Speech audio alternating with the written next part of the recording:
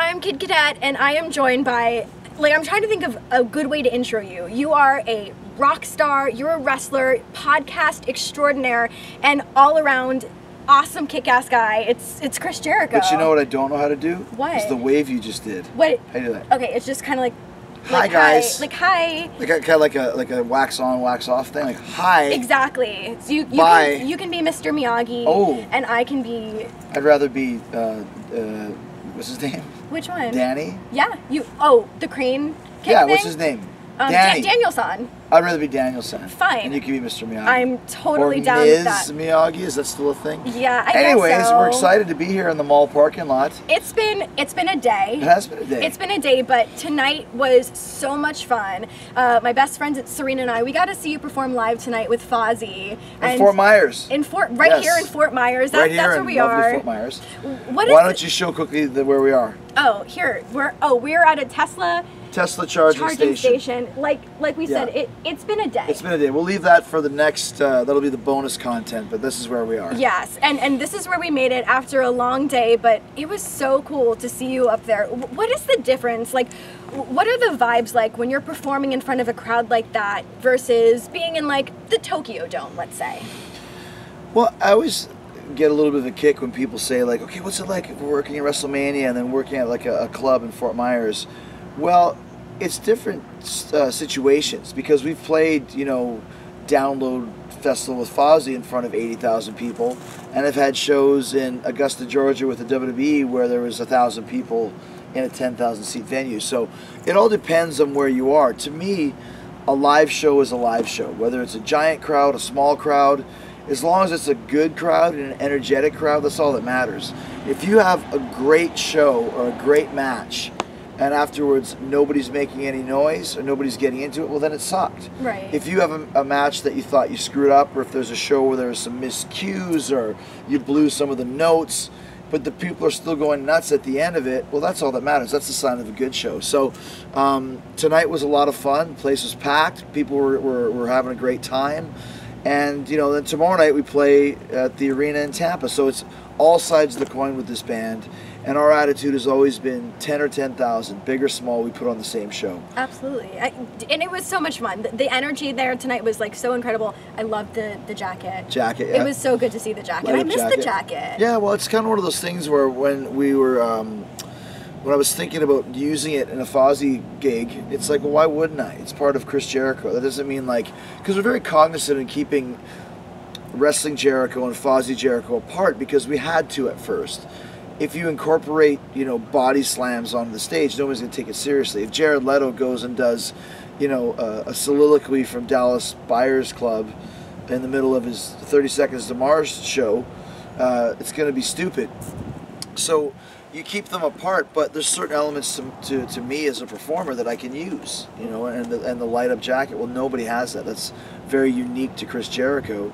Perfect song for it called Spider in My Mouth that has kind of a creepy intro that I can go off stage and put it on, come back out and put the jacket on. So it's kind of a cool prop, kind of like Kiss if Paul Stanley's flying across the stadium during Love Gun, or Gene's going up in the crowd for up in the rafters for God of Thunder. Jericho wears the lighted jacket for Spider in My Mouth. Well, okay, so you're speaking about Chris Jericho. I'm just curious, where is Moongoose McQueen? He died in a bizarre gardening accident in 2002. Never to be seen again. Never? Yeah. Nothing? Yeah, nothing. Okay. He fell underneath his own weed whacker, and it just, the results weren't good. Yeah. I'd like to hear that obituary. Or read it. Yeah, is it available? You can read it on microfiche at the local library. Okay. But you can also hear it read by Charlton Heston in the obituaries read by series that you can get at most Barnes & Noble's bookstores. Okay. Well, I'm going to have to check that out for sure. So let's just say you're just having a fun night. You're out on the town. Like tonight? Like tonight, which is just, it's been a day. What would be like your go-to karaoke song, if you could sing any song? I think whenever we do karaoke, nobody ever wants to start. Everyone's always a little bit afraid. I like karaoke. Well, there's a lot of people that aren't like us. Like if you go to an average karaoke, people listen to a couple songs and no one wants to take that step. And it's just at the point of the night where everyone's starting to drink, but no one's really drunk. So I find I can really bust into You Shook Me All Night Long. It's a great party Me song. too. Everyone knows it. You got that's your tune? Yes. How did you know that was? Well, don't steal my tune. I'm so sorry. I don't know. That's my go-to song. What's your second go-to song? Highway to Hell. That's my second. No, go-to no. song. No, you're right. But it is a good one to kind of crack the door open, because then when you do it and you nail it, because it's not an easy song to sing. Brian Johnson. Well, okay, sorry, Miss Muso. No. But for the majority of people, Brian Johnson AC/DC songs from Back in Black are very hard to sing. They're very high and very ballsy. So when you can pull that off, it opens the door where people go, oh, well, I'm next. And then suddenly it's a cavalcade of a cornucopia of karaoke delight that's always started by You Shook Me All Night Long. We'll have to like do it as a duet sometime. We could. I would like. You could. She was a fast machine, and that would be you. She kept your motor clean. Yeah, and then you say he kept his motor clean. And we kind of do the old thing like a Sonny and Cher. Yeah, routine, like they used to do back and forth, you know, like Boys. When Ringo sang it, I'm talking about boys now. It's kind of a little bit weird because it's a song that's written by girls singing about boys, and then Ringo comes in and sings about boys. It's like, why are you singing about boys? You're a boy. So it's kind of the same thing with us. She was a fast machine. That would be you. If you said she kept his motor clean, you're singing to me. It has to be he kept his motor clean. Yeah. Okay, but then we kind of changed like the orientation of that's cool. Whoever's turn is. So what if you get he was the best damn man. Yeah, man. He was the best damn man. We gotta do that one. Yeah, we'll have to work on it. We'll get back to you guys. We will. That'll be our next YouTube feature. And we should.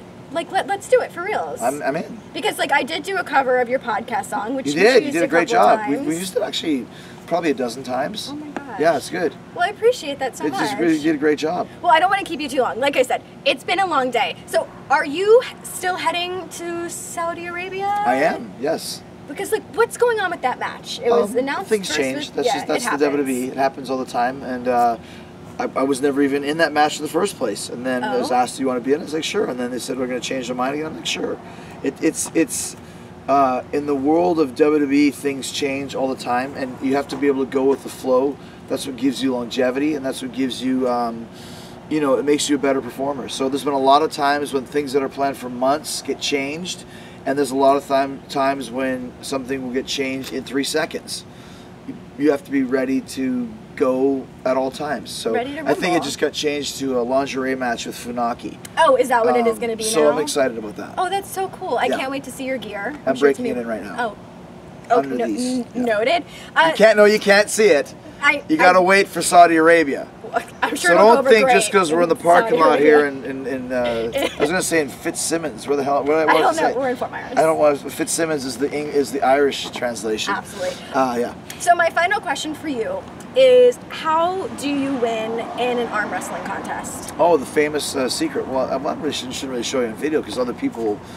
The concept, as I said in my book, if you want to know how to do it, just ask me. Okay, I'm asking you. Well, I can't show everybody, so it's you just.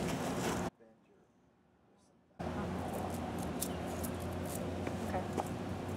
And then. Oh my God! It's all so clear now. Yeah, it is. But the first thing I said to you, if you just do that. Yeah. If you just cock it. That's it. It works. Oh my. Well, I can't. I'm gonna go totally do an arm cock your what contest, is what you guys have to figure out.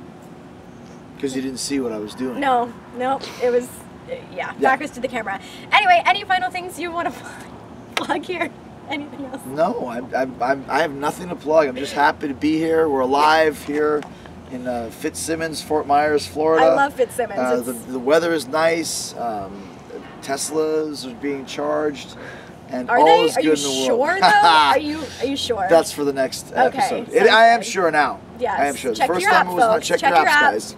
But other than that, great time here. I'm glad you were able to come to the show. Thank you so much. And thank you for doing a great version of my podcast theme. Well, I'm going to use it next week just for you. Okay, thank you. Now they're actually met face to face. Awesome. There you go. Thank you so much.